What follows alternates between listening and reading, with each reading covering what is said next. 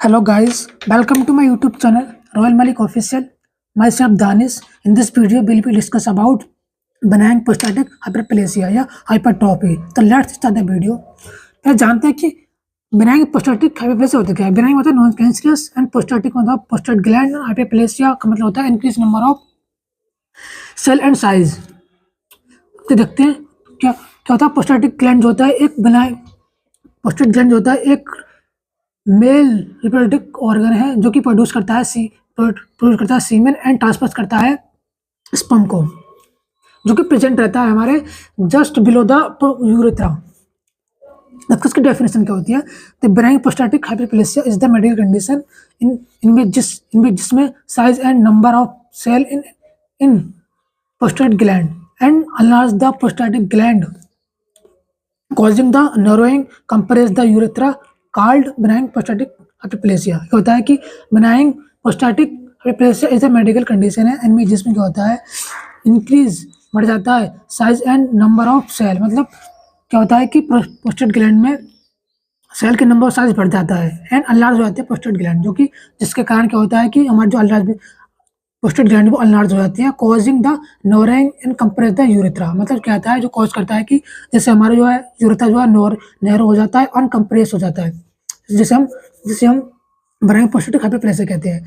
It is the non cancerous condition, जो एक non cancerous condition है। इसको देखते हैं हम कॉज क्या कर सकते हैं। कॉज अनकॉमन भी हो सकता है, एज मोर देन 50 ईयर्स मतलब जो किस पेशेंट की मतलब पेशेंट की है या पीपल की 50 साल से ज़्यादा उम्र है तो उसमें उसे देखने को मिलता है। और टेस्टोस्टेरोन का लेवल कम हो गया तो इसके दौरान देखने को मिल सकता है। और कंजप्शन ऑफ एल्कोहल मतलब जो पेशेंट एल्कोहल को कंजप्ट करता है पीता है उसमें हो सकती है। जो पेशेंट स्मोकिंग करता है उसमें हो सकती है।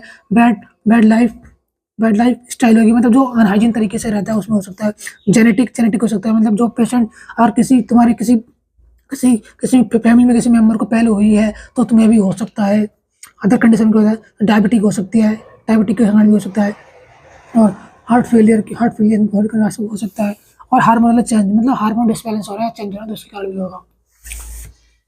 देखते हैं इसकी पैथोफिजियोलॉजी क्या होती है। पैथोफिजियोलॉजी इसकी हार्मोनल चेंज होंगे मतलब कोई भी इट्रोलॉजिकल फैक्टर होगा तो हार्मोनल चेंज होंगे।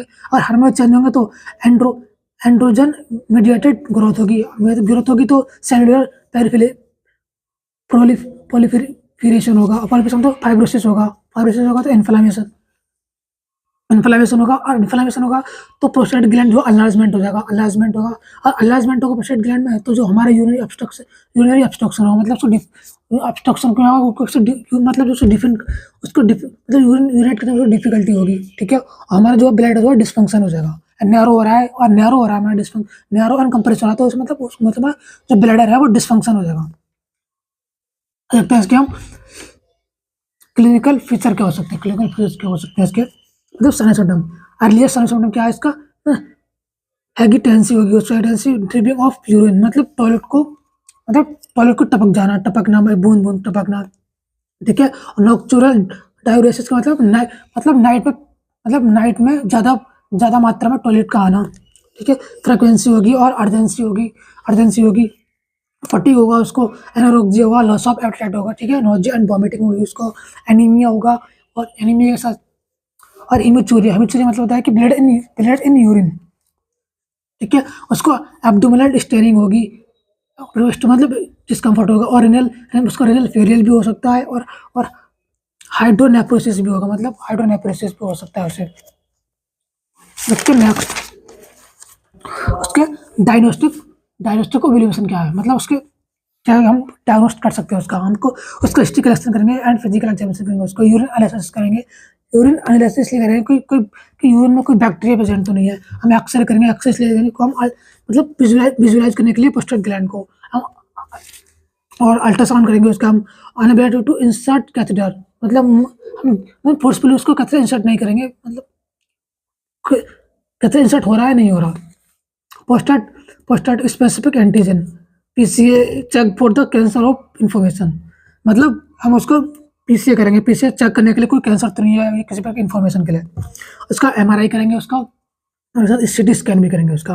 अब किसका मेडिकल मैनेजमेंट क्या है?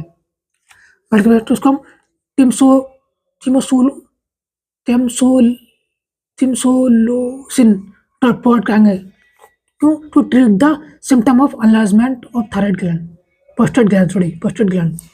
कहता है कि जो अनलार्जमेंट हो रहा है उसको मतलब उसको ट्रीट करने के लिए उसको हम यूएल ड्रग प्रोवाइड करेंगे, ठीक है। और नेक्स्ट है बूटा स्टेरॉइड कहता है to to to treat level the to to treat level testosterone decrease, मतलब जो टेस्टोस्टेरोन का लेवल घट रहा है उसको डिक्रीज करने के लिए, ठीक है। और finasteride to treat BPH by the blocking the body production of mail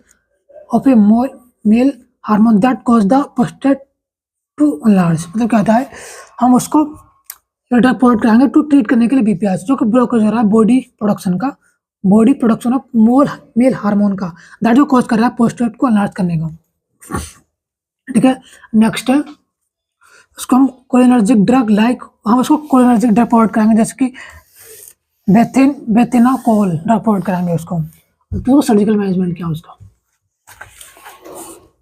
surgical management उसका transurethral resection of the prostate. क्या होता है उसको TURP कहते हैं। ऐसे कहता है TURP is a surgical procedure है दैट रिमूव करते हैं एक्सेस प्रोस्टेट टिश्यू। मतलब क्या है, एक सर्जिकल प्रोसीजर है जिसमें क्या होता है जो एक्सेस प्रोस्टेट टिश्यू उसको रिमूव करते हैं और टू ट्रीट करते हैं ब्लॉकेज एंड जो ब्लॉकेज है उसको ट्रीट करते हैं और इम्प्रूव करते हैं यूरिन फ्लो में। जो ग्लूकोज है उसको मतलब ट्रीट करते हैं और जो मतलब जिससे कि हमारा जो यूरिन है वो मतलब सही इम्प्रूव करते हैं, मतलब सही वे में जा सके, मतलब डिफिकल्टी ना हो करने में। नेक्स्ट है ट्रांसयूरेथ्रल माइक्रोवेव थर्मोथेरेपी, इसे हम TUMT कहते हैं। TUMT कहता है TMT is a procedure that use करते हैं माइक्रोवेव एनर्जी का। मतलब TMT एक प्रोसीजर है तो यूज करते हैं माइक्रोवेव एनर्जी का टू ट्रीट करने के लिए यूरिनरी सिम्टम, मतलब जो यूरिनरी सिम्टम आ रहा है उसको ट्रीट करने के लिए, और जो कॉज होता है किसके द्वारा, cause by the enlargement prostate gland के द्वारा जो हो रहा है उसको ट्रीट करने के लिए। नेक्स्ट है ओपन सर्जरी में पहला आता है prostatectomy, removal of the enlarge prostate gland. मतलब हाँ रिमूव करते हैं जो अनलार्जमेंट हो रहा है प्रोस्टेट ग्लैंड का। देयर आर 3 टाइप ऑफ पोस्टेक्टमी, मतलब जो पोस्टेक्टमी है वो 3 टाइप की होती है, जैसे कि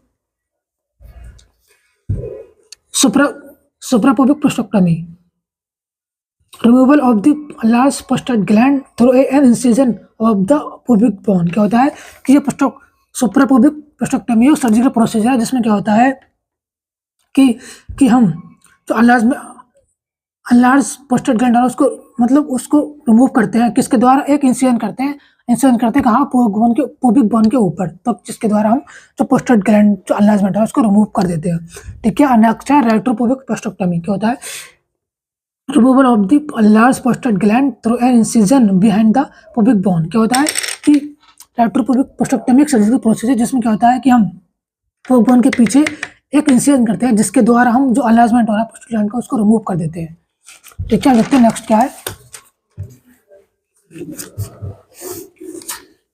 नेक्स्ट है पेरिनियल पोस्टेक्टमी। क्या होता है पेरिनियल? कहता है perineal prostatectomy is a surgical procedure that remove the prostate gland and some surrounding tissue through an incision in perineal area between the anus and scrotum। क्या होता है, पेरिनियल पोस्टेक्टमी सर्जिकल प्रोसीजर है that जो को remove करते हैं prostate gland को and some surrounding tissue, मतलब जो उसके चारों पर टिश्यू है अनलार्जमेंट आ रहा है उसको रिमूव करते हैं तो किसके द्वारा इंसिजन करते हैं इन द पेरिनियल एरिया में, मतलब एक पेरिनियल एरिया में इंसिजन करते हैं जहाँ एरिया बिटवीन जो बिटवीन कहाँ जो एरिया जो है पेरिनियल प्रेजेंट होता है कहाँ पे, बिटवीन द एनुस एंड स्क्रोटम, मतलब जो एनुस और स्क्रोटम के बीच में जो एरिया है उसे पेरिनियल एरिया कहते हैं, वहाँ पे इंसिजन करते हैं।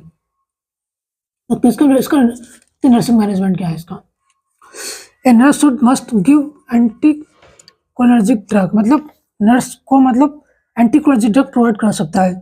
Stop the hormonal treatment like testosterone, मतलब कि जो पेशेंट का हार्मोनल ट्रीटमेंट चल रहा है उसको हमें स्टॉप करना है, जैसे कि टेस्टोस्टेरोन का थेरेपी चलिए उसको हमें स्टॉप करना है। नेक्स्ट है